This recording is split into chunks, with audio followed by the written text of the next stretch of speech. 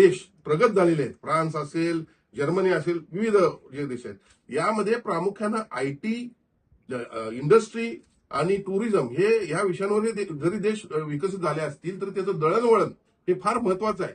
महाराष्ट्र एवढं क्षेत्रफळ असणाऱ्या या देशांमध्ये 8,000 किलोमीटरचे मेगा हायवे आहेत. या मेगा हायवेमुळे हे तर 3,000चा पण होत नाही, 2,500चा मेगा हायवे होतोय आपला, म्हणजे पूर्ण राज्यामध्ये. तर आपल्या राज्याचं क्षेत्रफळ आहे तेवढे इतर देशांमध्ये 8,000 किलोमीटरचे मेगा हायवे आहेत. आणि त्यामुळे आता वाळवण बंदर आपल्याला या ठिकाणी मिळते, अनेक धर्मस्थळ या ठिकाणी देवस्थानं आपल्याला जोडली जात आहेत, शेतकऱ्यांच्या मालाला भाव मिळतोय. बघा, ज्या वेळेला समृद्धी महामार्ग जाहीर झाला त्यावेळी शेतकऱ्यांनी असाच विरोध केला होता, पण आज शेतकऱ्यांच्या मालाला भाव मिळायला लागलेला आहे. 4 तासात 5 तासात मुंबईच्या बाजारपेठेमध्ये नागपूरपासून आज शेतकऱ्यांचा माल येतोय. हे समजून घ्यायला पाहिजे का नाही.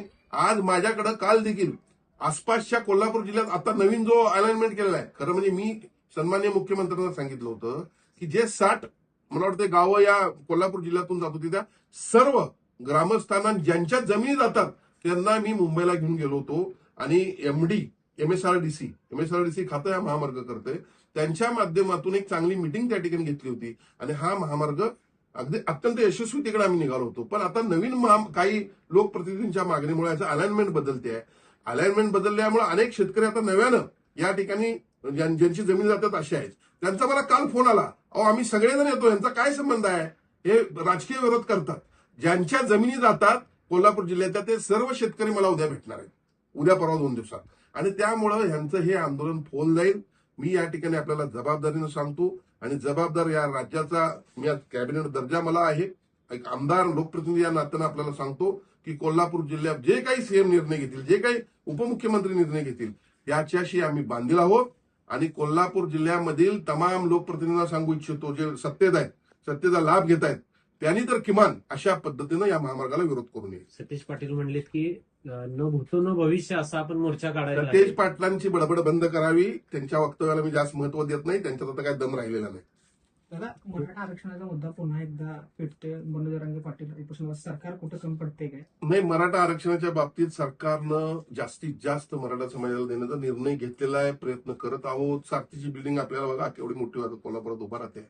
अनेक म्हणजे मी स्वतः त्याचा आय विटनेस आहे. सन्माननीय मुख्यमंत्री एकनाथ शिंदे साहेब असताना उपमुख्यमंत्री देवेंद्र फडणवीस, एकनाथ शिंदे साहेबांनी कशा पद्धतीनं या ठिकाणी मराठा समाजाला न्याय देण्याचा प्रयत्न केला याचं मी आय विटनेस आहे.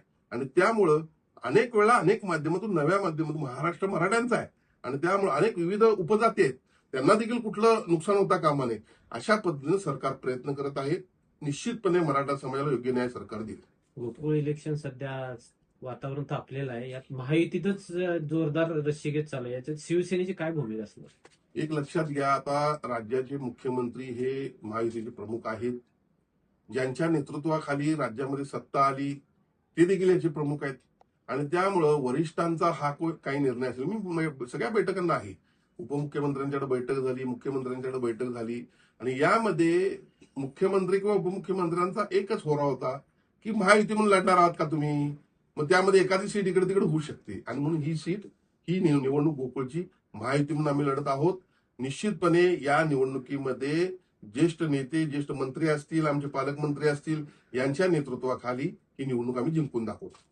हलाल सर्टिफिकेटचा चांगलाच वाद पेटलाय सध्या गोकुळ. नाही, मी पण काही दिवसापूर्वी ही गोष्ट वाचली, पण निश्चितपणे ज्या गोष्टीची गरज नाही त्या गोष्टी अशा कोल्हापूर छत्रपती शिवाजी महाराजांच्या, छत्रपती शाहू महाराजांच्या नगरीमध्ये, कारण आपण सर्वांना एकत्र घेऊन जात आहोत, गरज नसताना जर अशा पद्धतीनं जर काही गोष्टी झाल्या असतील तर त्याचा मी निषेध करतो. सरकार सारख्या दूध संस्था शेतकऱ्यांच्या अशा ठिकाणी हा विषय आणला जातोय, कितपत योग्य?